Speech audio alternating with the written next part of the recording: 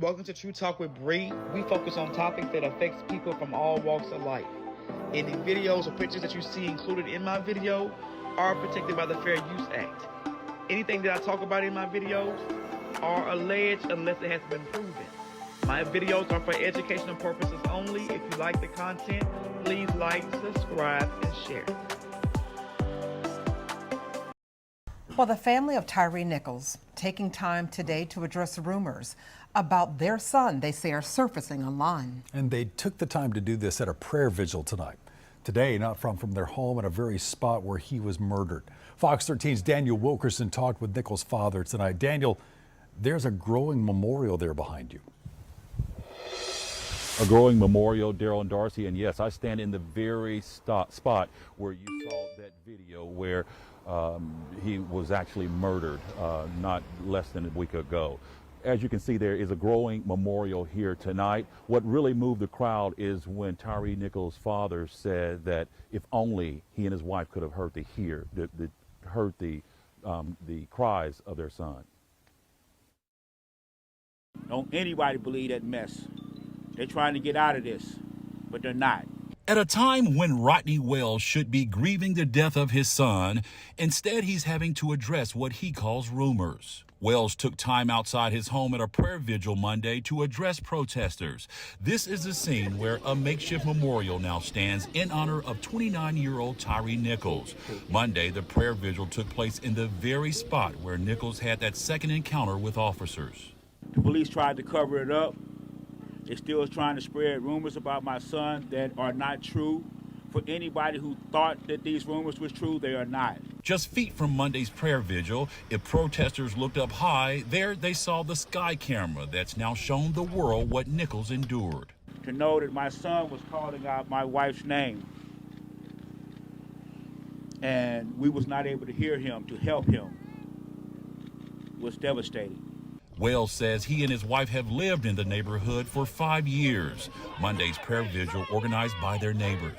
And I'd like to thank everybody for showing up. I really appreciate all the help, support, the outreach, the showing of love for my son.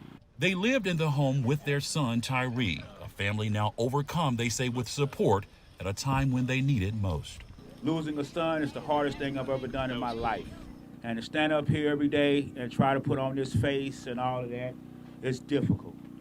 But we have to do it. I have a wife, I have stepchildren that need my support. So I'm going to give it to them.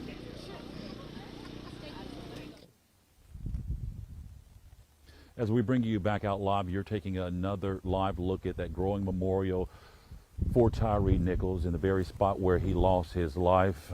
As we come up, you can see right behind me, you see that blue light there?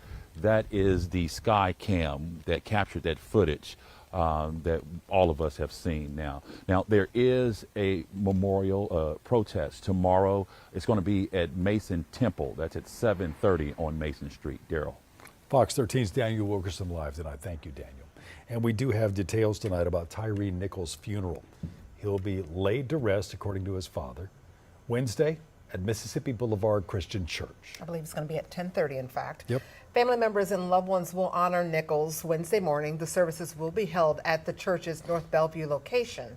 Now, according to family, Reverend Al Sharpton will be in Memphis to eulogize Tyre Nichols.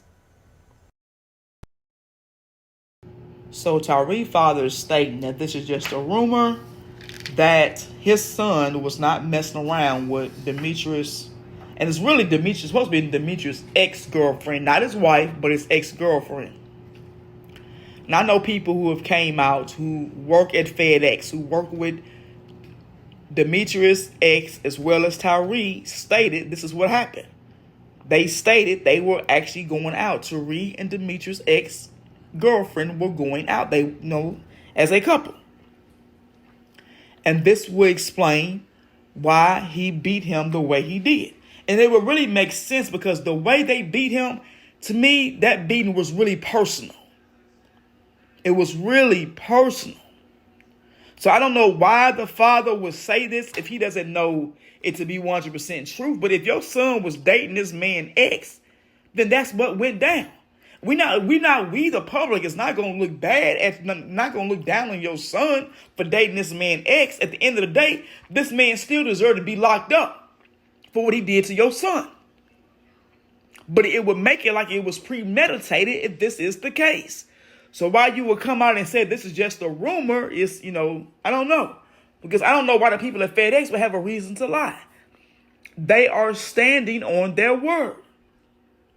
And so far as these 2 other officers that were fired, they need to be charged as well in the result of this man dying. Y'all tell me what y'all think in the comments, and thank y'all for listening to True Talk with Bree.